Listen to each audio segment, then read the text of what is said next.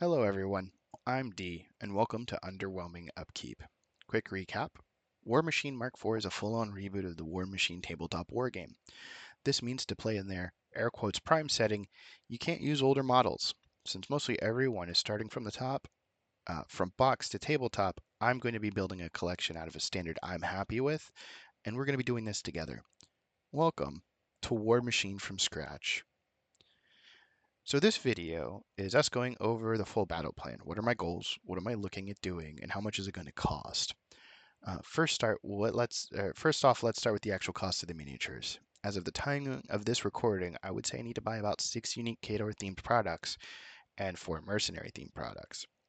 The mercenary products I need to buy one of each because of them being unique characters, but the Khador themed products are a little different. The way Privateer Press seems to be doing releases is when they are going to launch a new faction, they release a demo set.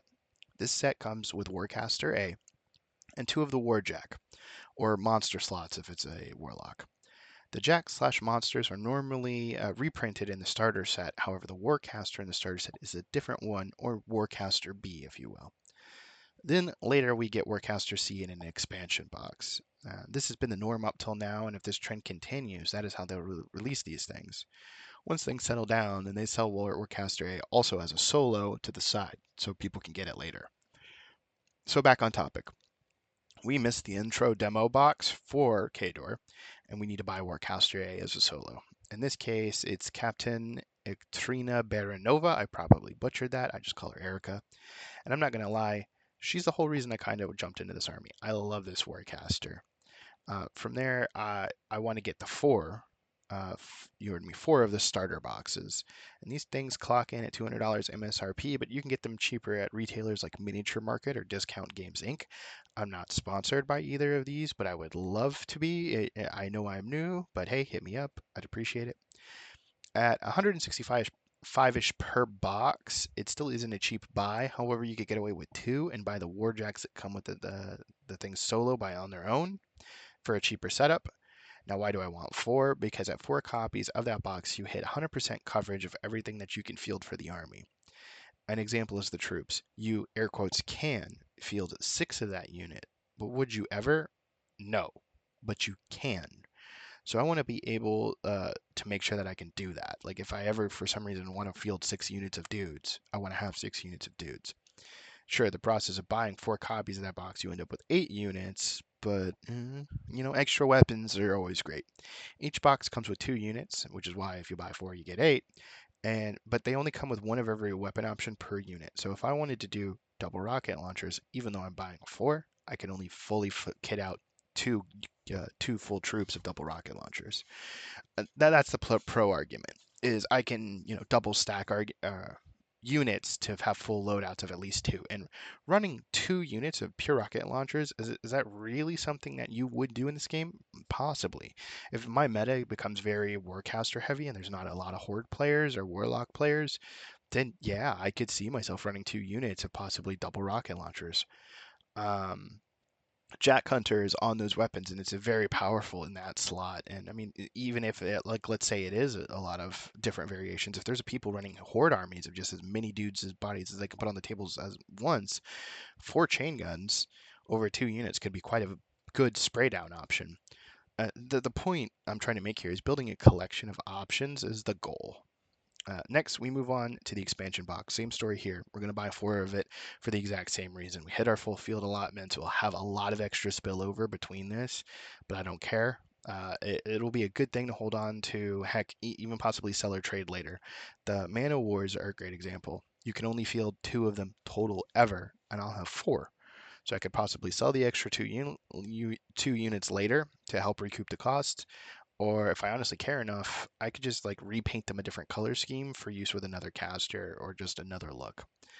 And I'm gonna have like 3 extras of each of Warcaster B and Warcaster C as well, because you can only have one of them on a table ever. But still, you never know. Next, we have the Bison. It's another kit that you have to buy solo. You're only allowed 2, and we're getting 2. I love this little tank. It's a goddamn lunchbox on wheels, and I just want it slowly putt-putting down the center of the field, camp a battle mechanic next to it just to fix it up, and let it just sit on a flag and be annoying as heck. I adore this idea, and I can't wait to annoy people with this idea. Um, I'm going to bundle two items together for our final installment of unique things I have to buy here. And at the time of the recording, they are releasing, they have not been released yet, character warjacks. And these things you can only field one of because they're characters. Uh, but they're just a set of upgrade items, head and arms. This means I also need to buy another jack for them to attach to. Now, could I use one of the options I have from my 4 starter box? Sure, but not the point. Like I could magnetize these up and swap them in and out, but it would take away from the options of running for that jack and that thing, and I don't want that. We are building a collection, so this bad boy is actually going to get its own body, and I'm even going to not even going to mag it. I'm actually just going to glue it, so it will be good to go. Just always there, always assembled, always good. And that's the army. As I work on this project, there's a good chance other products will come out, and we're talking about the next Khador box already. And once that drops, we're going to follow the same MO. We're going to buy enough of them to hit field allotments of everything new, and until we're good, we're just going to stick to that process. The cost without the character jack or the new thing, the new box, is roughly 1,300. It's a little more than that for just the Khador side, and that's going through discount websites like Discount Games Inc. or Miniature Market, not going directly through Privateer Press, sadly. And it's quite a bit. However, compared to other miniature games, it's actually quite reasonable. My sister's about a list from Warhammer 40k, not a collection, just a single list, clocks in around about that amount. Same thing with Imperial Guard. There's so many little guardsmen you have to buy, and each kit's like $60. Like the total gets up there. They call it plastic crack for a reason, folks. It costs as damn much. Now, toss the cost of the 4 mercs, 109 roughly, and I'm going to buy the rest of the mercs, which is like 110, 120. And that, even though they can't be played in this army, I'm just going to have them for collection value. One, so I can lend them out to friends, and two, in case I decide to pivot into another army or I want to buy like a meta army as well as this, I'll have the mercs ready to go. And back when I played Mark II, I just like collecting mercenaries. I don't know why. The idea that they can work for multiple armies and they have that flexibility, I like the idea. Uh, so now let's keep focusing on the model side of things, or we have been focusing on the model side of things. Let's move on to paint. I have a full range of paint I want to get with this. I'm going to be double priming the models a la Zenithal, and I'm going to be using GW paints because there's stuff I know how to use. The total cost of the setup that I want to use clocks in at about $270. And it's for 4 cans of primer. That's the main cost. I need 2 white, 2 black, because I might even need more than that, to be honest. But that's how much I'm projecting I'm gonna need just to prime it. You do your black undercoat, you do your white overcoat for shadows. I want a can of sealer. I'm gonna be using about 3 or 4 metals, 3 shades, 3 unique paints for basing, 10 plus other colors, reds, blacks, cloths, effect paints. The number of shocks you, like the number of paints you need really shocks you once you actually type it all out. But welcome to Wargaming. Paint is a bitch. Bases. Now, this is a hard part for me. I have 2 options. Option 1 is good old fashioned texture paint. There are painting tutorials and effects that you could do online just to see how it works, but I want to do a snow theme. So there's Valhalla Blizzard. I'm definitely going to need a little bit of that. And that's option 1. And awkwardly enough, it's probably the cheaper of the 2 options. However, it is the most labor intensive. Option 2 is 3D printed bases or base inserts. And this is the way I'm leaning. I'm in talks with a few printers to print out Arctic themed bases. It's kind of like an ice lake looking theme, and I know ice with Khador, how original, woohoo! I don't care. It's what I want to do. They're literally a winter Russian-esque feeling. We're going with it. Um, Option 1 is a lot cheaper, and like I said, it's more labor intensive. Option 2 will look amazing, but it'll clock in around like $300 for the amount of base inserts I want. And I'm still kind of leaning towards option 2. The effect is more striking and looks a lot better in the long run. While we're on the top of bases, magnets. I'm going to want to glue into each base a set of magnets so that when we get to storage, these minis will function how I wish them to store/transport them. Locally, I have a hobby store, Hobbytown, USA, that sells a good collection of magnets, and I'm sure I can find some there. I mean, I might need roughly 2 sets, so roughly about $40. And that's 100% an estimation. So we got the mini set up, we got it painted, we got it based, we got it sealed, and we got the bases, and now the bases are magnetized. What's next? Well, storage and transportation. For those who wish to not break the bank, there are amazing tutorials from people long into the hobby. Duncan Rhodes is a good example. There are others out there. Like I've said, a goddamn cookie sheet will work. If you but I'm looking at personally two options. Battle Foam has the Pack 352 Molly with the Magnarack sliders loadout, and Amazon has a couple options for magnetized transport. I'm looking at the Jukoki miniature storage case, miniature transport case. Both of them are mag tray setup. The Jukoki clocks in at 130 before shipping. Battle Foam is 254 with shipping, I believe. Both have pros and cons. I'm leaning towards the cheaper option here. The Jukoki system has the benefits of having multiple rag slots, meaning I can customize the tray height a lot better than I can with the Battle Foam system that uses pre-selected risers. It uses like a peg system. Both have the con of not expanding outside of the box, but no bag will get bigger, so it is what it is. You either go bigger or you double up. So, like if you were to use the Duncan Rhodes example, the way that he magnetizes, you put it on the top and bottom, but they're just storage boxes and it can grow. They lock into each other and you can get them taller, and as long as you can transport the boxes, you're good. But I don't want to build them myself. I kind of want that cleaned, polished look.